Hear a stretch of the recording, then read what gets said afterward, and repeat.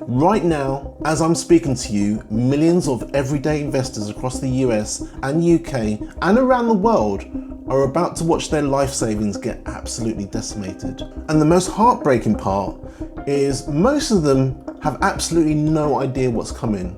And I'm not talking about some distant economic crash or market speculation. I'm talking about a fundamental shift in how we power our world that's happening right now, today. And it's going to destroy billions of dollars in traditional investments.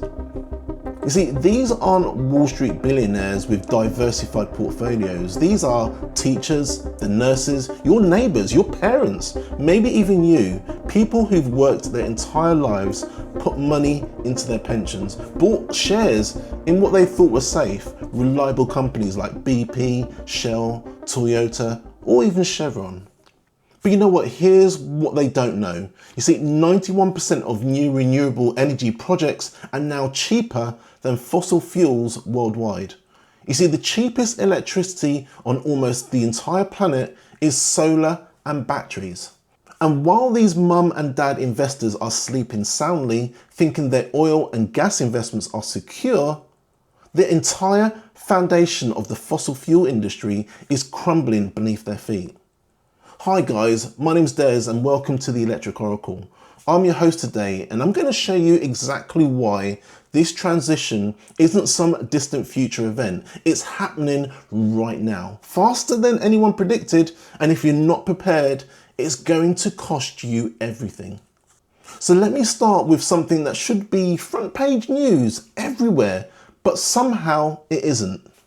Now, according to the latest data from the International Renewable Energy Agency and cross-referenced through multiple resources, 91% of new renewable energy projects in 2024 are cheaper than fossil fuel alternatives. Solar photovoltaic is now 41% cheaper than coal. Wind power is 53% below coal and gas benchmarks.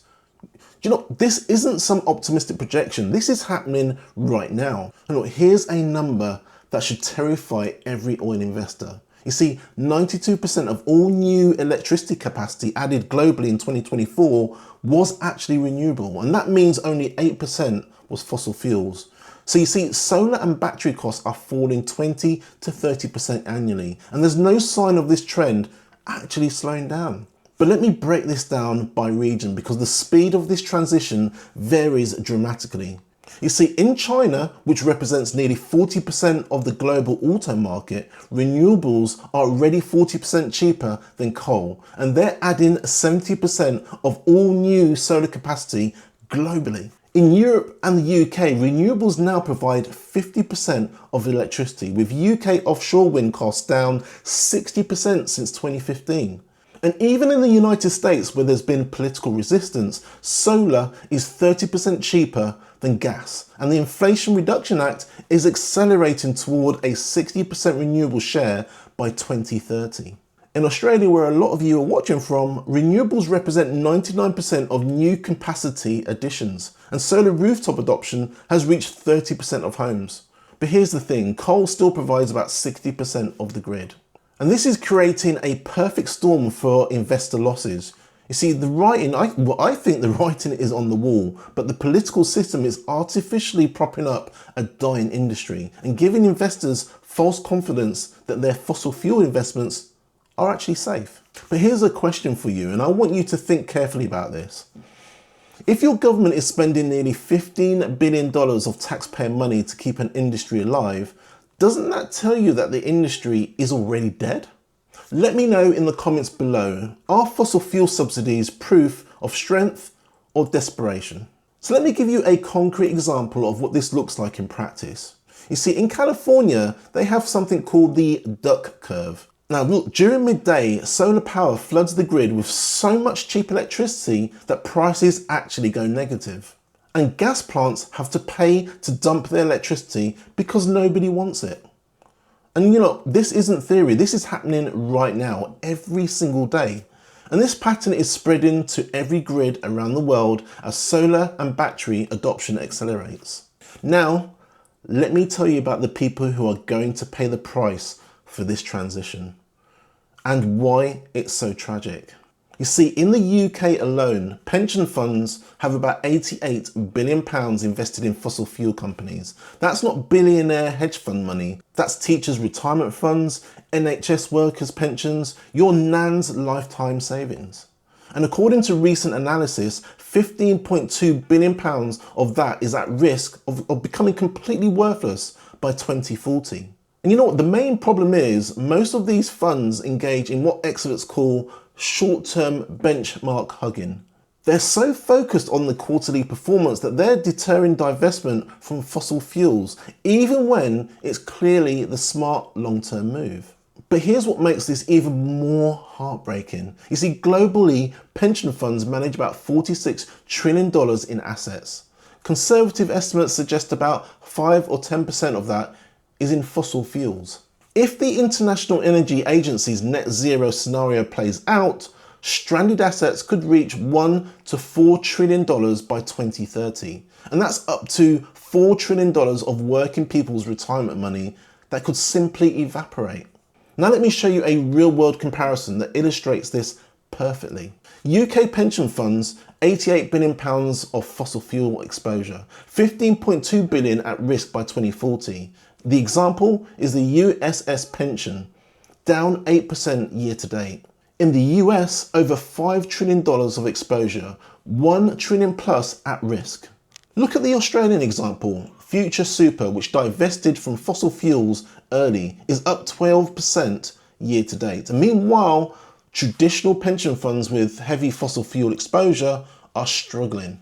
The best example is Norway's government pension fund, the world's largest sovereign wealth fund. They began divesting from fossil fuels years ago and have achieved up to 20% long-term returns, with overall positive performance from their fossil fuel divestment strategy. Meanwhile, funds that stayed heavily invested in oil and gas have watched their returns stagnate or even decline. But look, here's another question for you. Should pension funds be legally required to disclose climate risks to their members, even if it causes panic selling? Because right now, millions of people have no idea their retirement is tied to industries facing extinction. Drop your thoughts below. Now, I want you to imagine for a moment that you're 55 years old, you've worked for 30 years, diligently putting money into your pension every month.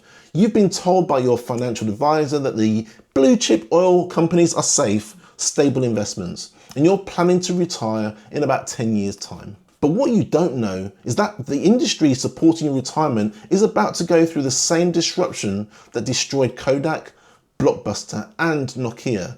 You see, the only difference is the scale. This time it's trillions of dollars, not billions. And here's the psychological trap that makes this so insidious. There's a well-documented bias called status quo bias, where investors ignore clear warning signs because making changes is really painful. In Australia, for example, if you sell investments that have gained value, you pay 50% capital gains tax. So it's easier just to hold on to what you have and kind of hope for the best.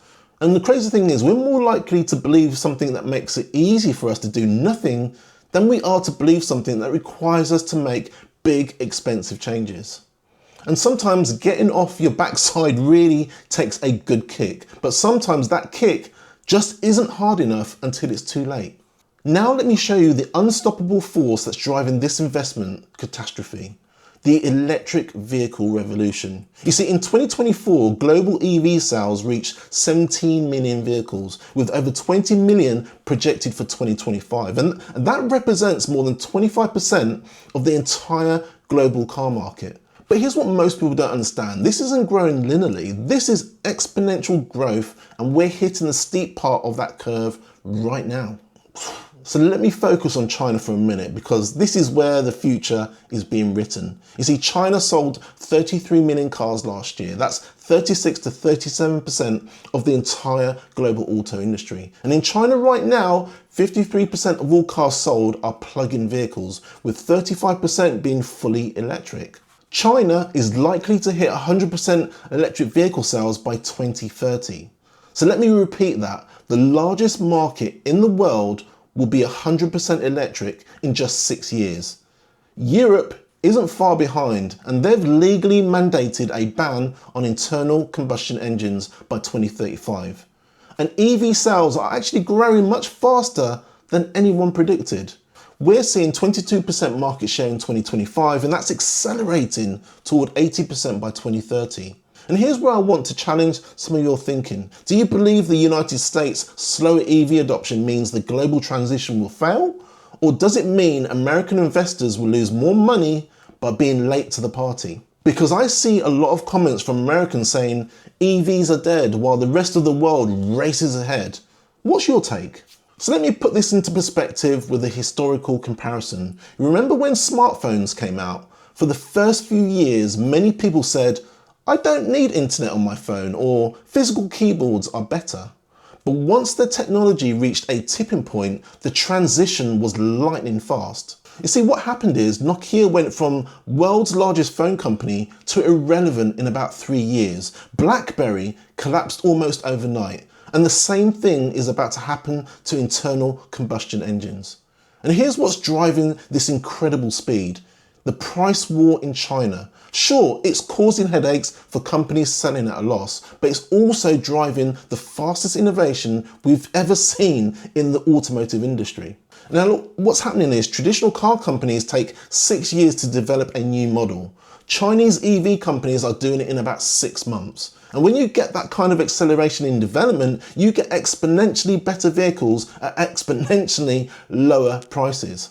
And the total cost of ownership for EVs is already lower than internal combustion in most markets. And when you factor in fuel costs, maintenance and government incentives, buying a petrol car today is like buying a Nokia phone in 2010. Technically, it still works, but why would you?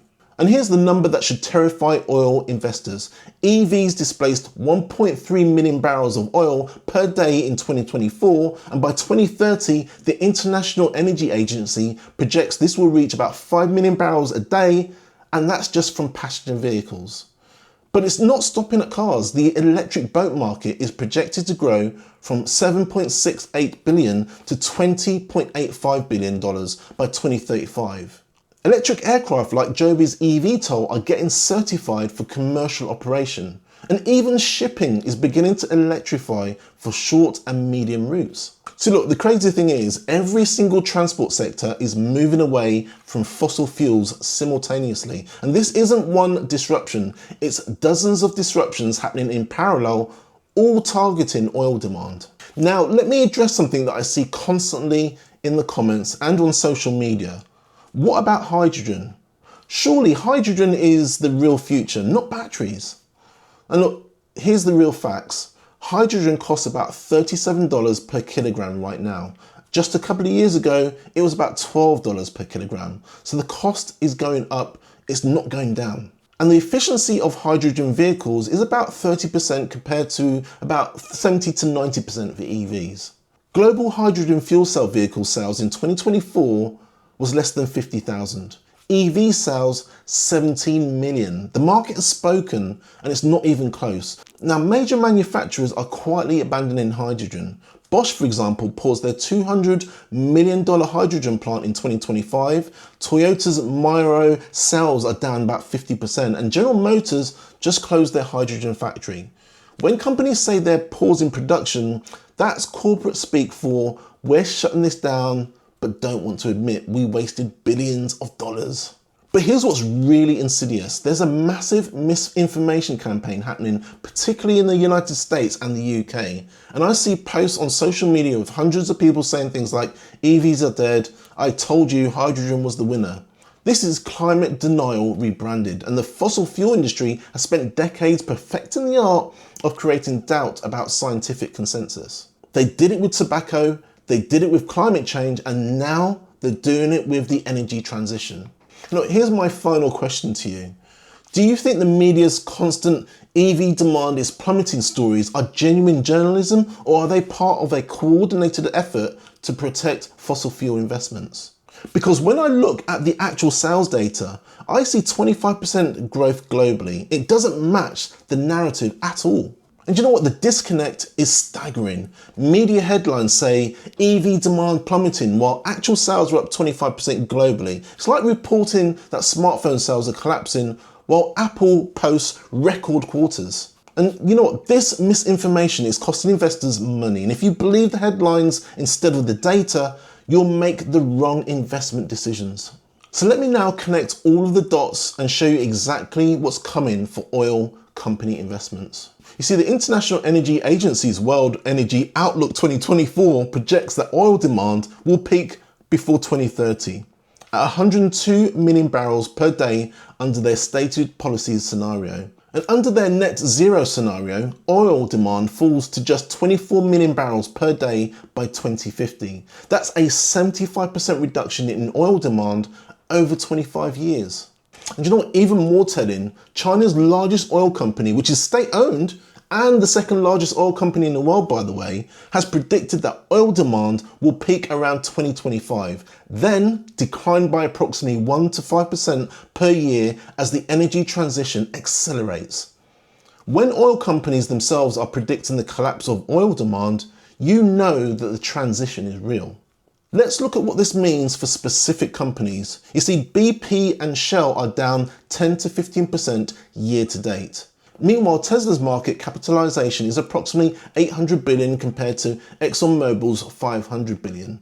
I think the market is already pricing in this transition, but many individual investors haven't got the message yet. And here's a concept that you really need to understand: stranded assets. These are investments that lose value due to changes in the market that makes them obsolete. And the classic example is whaling ships when petroleum became available for lighting. The fossil fuel industry is sitting on trillions of dollars of stranded assets, oil reserves that will never be profitable to extract, refineries that have no market for the products, and gas stations that will have no customers.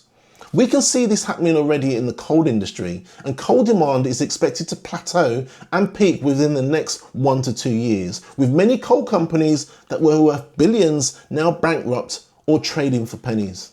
I actually think the same thing is coming for oil and gas, just on a larger scale. Now, the timeline is different in different regions. In Norway, already at 98% EV sales, oil demand is dropping 12% since 2021. China will reach 100% EV sales by 2030, and Europe ICE ban in 2035, with market transition happening a lot faster. Australia and the US are lagging but accelerating due to cost advantages. So what happens when plug-in vehicles reach 90% market share in China, the market that represents nearly 40% of global car sales? What happens to global oil demand? What happens to the share prices of oil companies? In my opinion, the math is quite simple and it's brutal. Less demand equals lower prices, equals lower profits, equals collapsing share values. Now look, I don't want to leave you feeling hopeless. If you're watching this and you realize the exposure to fossil fuel investments through your pension or personal portfolio, there are things you can do. First, you need to know what you actually own. Use tools like the fossil-free funds to audit your portfolio. Many people don't realize their index funds or pension funds have significant fossil fuel exposure. Second, consider diversifying 20 to 30% of your portfolio into clean energy investments. Look at ETFs focused on batteries, solar, wind, and EV technology. Clean energy ETFs have shown strong performance with gains of approximately 20 to 25% a year to date, while oil stocks are flat or declining. The opportunities are massive. Battery technology companies, solar panel manufacturers, wind turbine companies, EV charging infrastructure, energy storage systems, grid modernization technology. You see, Norwegian pension funds that divested early achieved up to 20% long-term returns with overall positive performance from their fossil fuel divestment strategy. Australian Ethical Super, which avoided fossil fuels, consistently outperforms traditional super funds. But here's the most important point. This isn't just about protecting your money, though that's important. This is about not being on the wrong side of the biggest economic transformation in human history. You see, every major technological transition has created winners and it's created losers. And the people who invested in automobiles instead of horse-drawn carriages made fortunes. The people who invested in computers instead of typewriter companies built generational wealth. And right now, today, you have the opportunity to be on the right side of the energy transition. But you know what? That window is closing rapidly. You see, the International Energy Agency says that we're in a decisive decade. The choices made in the next 5 to 10 years will determine which investments thrive and which become worthless. Don't let this be another Kodak moment for your portfolio. And you know what? The energy transition isn't coming. It's already here. While millions of mum and dad investors sleep soundly thinking their fossil fuel investments are safe, the ground is shifting beneath their feet faster than anyone imagined. You see, 91% of new renewables are cheaper than fossil fuels, and EV sales grew 25% in 2024 with 17 million sold, and over 20 million projected for 2025. So China will be 100% electric by 2030, oil demand will peak in the next 5 years, and look, these aren't predictions, these are facts that are happening right now. Look guys, if you found this video helpful, please share it with anyone you know might have a pension fund or an investment tied to the fossil fuel industry. This information could literally save someone's retirement. And I will just say, I'm not a financial advisor. Do your own research, do your own due diligence. This is just for information purposes. If you like this video, please subscribe to the Electric Oracle. I've got more insights into the energy transition that traditional media won't tell you. So hit the notification bell so you don't miss our analysis of which specific companies and sectors are most at risk. And remember, I'm not paid by any EV company or renewable energy firm to tell you this. My only agenda is helping you understand what's really happening so you can protect your financial future. Look, the transition is happening with or without us. The only question is, will you be ready? Look guys, my name's Des. Thank you so much for watching, and I'll see you in the next video.